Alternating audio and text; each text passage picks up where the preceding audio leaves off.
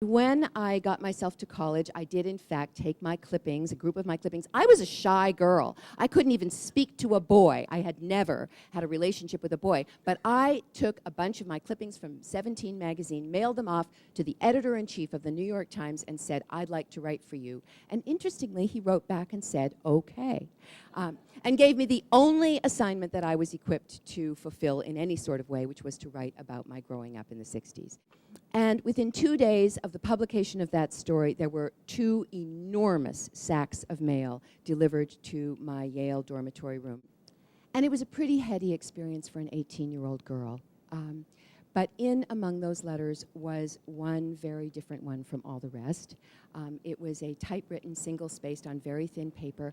And I recognized right away as I started to read it that this was a different kind of a voice. And the writer began by saying, "I read your article in the paper 2 days ago, and I could tell that you were a real writer. And I wanted to say that I want to be your friend and your supporter." He used a word, it's a very powerful word if you know Yiddish, Landsman. We were Landsmen. It means you come from the same village in the old country.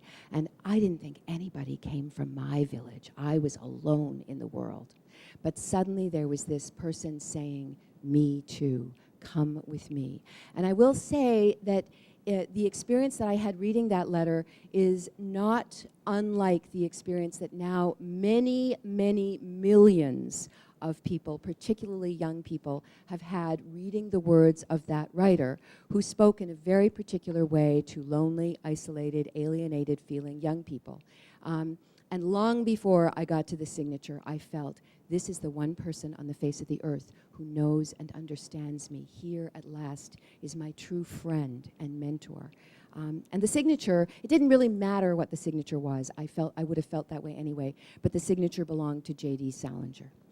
Who, even in 1972, I'm sort of surprised that I still hear people respond because I thought everybody knew that about me. It's the sort of the horrifying truth of my life as a writer for 42 years, author of 15 books, mother of 3 children, that if you Google my name, that's what comes up.